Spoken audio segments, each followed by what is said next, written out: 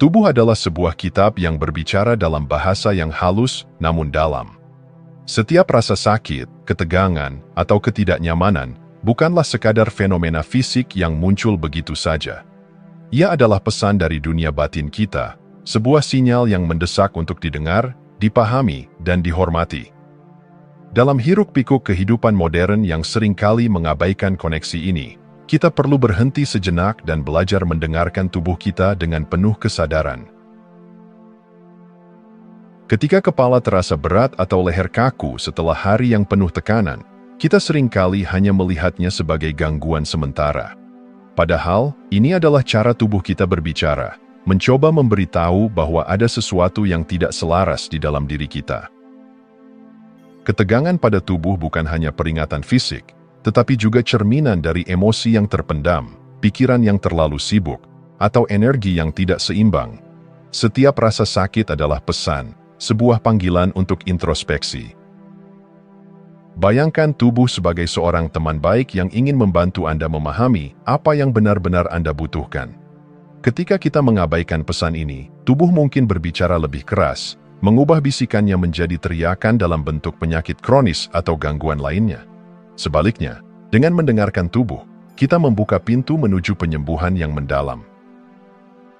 Jacobo Greenberg, seorang ahli psikologi dan spiritual yang terkenal, memberikan perspektif yang menggugah pikiran tentang hubungan antara tubuh dan emosi.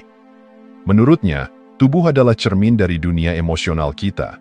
Setiap sakit kepala, nyeri otot, atau bahkan penyakit yang lebih serius dapat ditelusuri kembali ke konflik batin yang belum terselesaikan.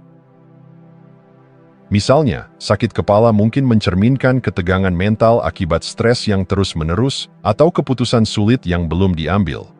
Ketegangan di leher bisa menjadi manifestasi dari kesulitan untuk memaafkan, baik diri sendiri maupun orang lain.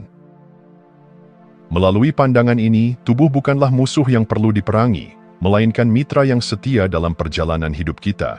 Ia selalu hadir untuk menunjukkan area yang memerlukan perhatian dan cinta.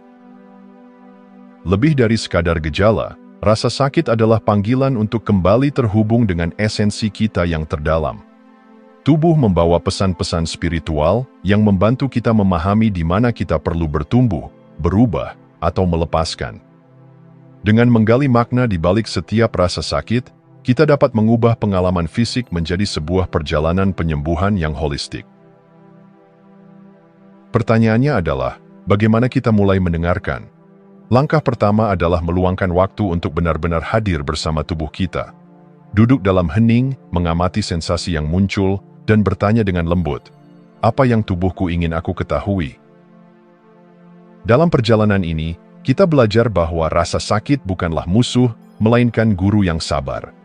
Ia mengajarkan kita untuk memperhatikan, mencintai, dan akhirnya menemukan harmoni dalam diri.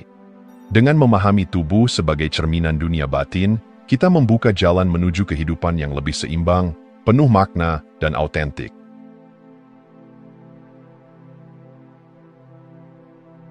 Sakit fisik seringkali datang tanpa undangan, mengganggu ritme harian dan memaksa kita berhenti. Namun, bagaimana jika sakit itu bukan sekadar hambatan, melainkan sebuah pesan penting yang mengajak kita untuk memperbaiki sesuatu? Tubuh adalah komunikator ulung, dan rasa sakit adalah bahasanya. Ia tidak datang untuk menyiksa, melainkan untuk mengingatkan bahwa ada sesuatu yang perlu diperhatikan, sesuatu yang mungkin telah lama kita abaikan. Sakit kepala, misalnya, seringkali menjadi penanda bahwa pikiran kita terlalu penuh. Pikiran yang terus melompat dari satu kekhawatiran ke kekhawatiran lain menciptakan ketegangan yang akhirnya memanifestasikan diri dalam bentuk rasa sakit.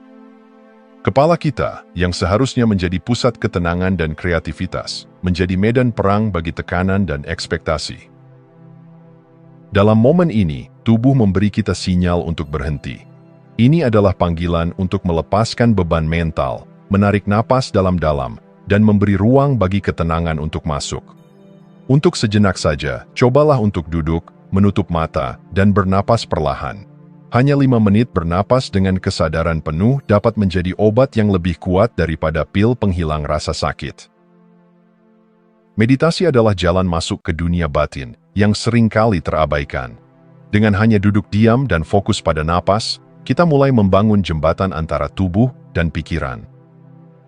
Ketika kita memberi tubuh waktu untuk bernapas dan pikiran ruang untuk beristirahat, kita menciptakan kondisi di mana penyembuhan alami dapat terjadi. Bayangkan, setiap napas dalam-dalam adalah seperti embusan angin yang lembut yang membersihkan debu ketegangan dari pikiran Anda.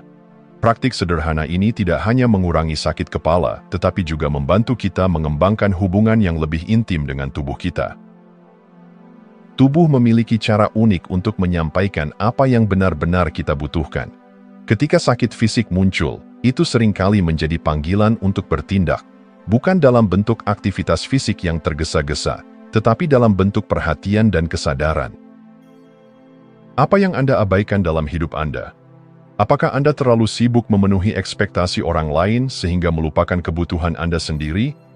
Atau mungkin Anda terlalu keras pada diri sendiri, terus-menerus mendorong diri hingga melewati batas? Panggilan untuk bertindak seringkali diawali dengan berhenti. Tubuh mengundang kita untuk melambat, melihat ke dalam, dan mendengarkan pesan-pesannya. Ini adalah undangan untuk merenungkan apa yang benar-benar penting, menyingkirkan hal-hal yang tidak selaras, dan memulai perjalanan menuju keseimbangan. Sakit fisik bukanlah musuh yang perlu dilawan dengan kemarahan atau ketakutan. Sebaliknya, ia adalah sekutu yang ingin Anda kembali ke jalur yang benar. Dengan meresponsnya dengan cinta, kesadaran, dan tindakan yang bijaksana, Anda tidak hanya meredakan rasa sakit, tetapi juga membangun kehidupan yang lebih bermakna, penuh kedamaian, dan kesehatan yang sejati.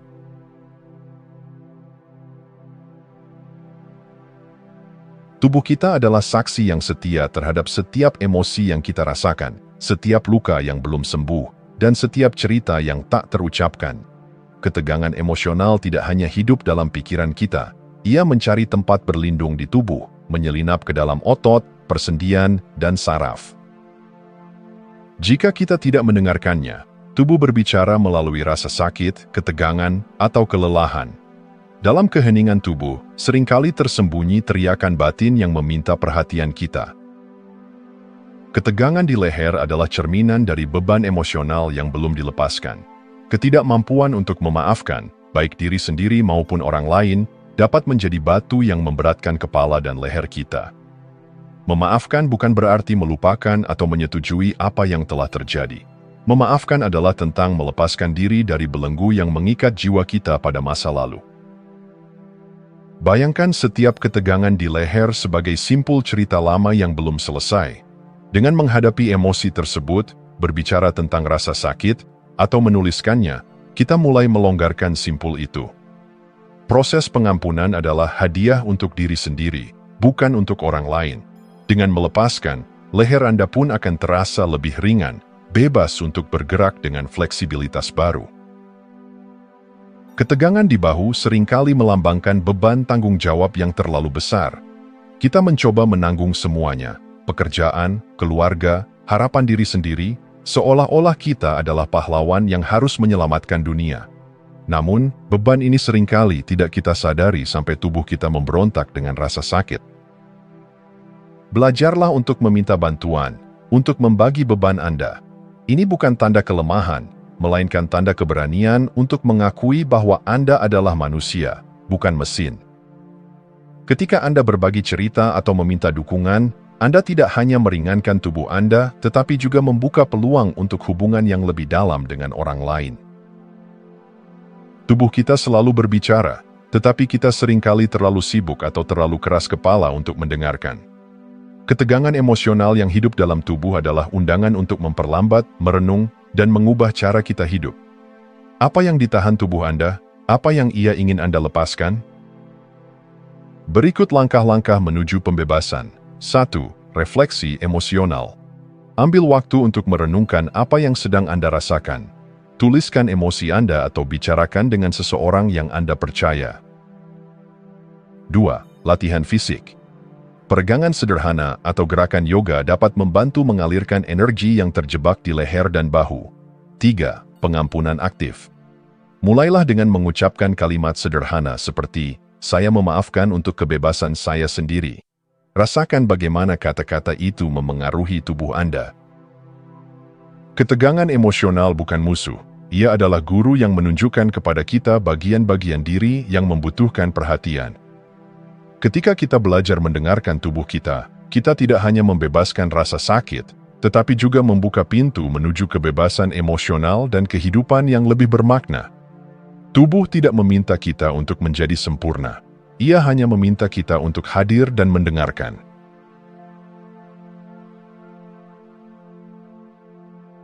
Setiap gerakan tangan kita adalah pernyataan tak terlihat tentang bagaimana kita memegang, melepaskan, dan merangkul kehidupan. Tangan dan lengan bukan hanya alat fisik untuk berinteraksi dengan dunia, tetapi juga perpanjangan dari hati dan pikiran kita. Ketegangan yang tertahan di dalamnya seringkali adalah pesan-pesan tersembunyi tentang kepercayaan, ketakutan, dan keinginan kita untuk mengendalikan hidup. Bayangkan saat Anda memegang sesuatu terlalu erat, situasi, ide, atau hubungan. Ketegangan di tangan Anda mencerminkan upaya keras untuk menjaga kendali. Tetapi, semakin erat Anda menggenggam, semakin besar tekanan yang Anda rasakan. Ini adalah pelajaran penting dari tangan. Dalam melepaskan, kita menemukan kekuatan sejati. Ketika Anda merasakan ketegangan,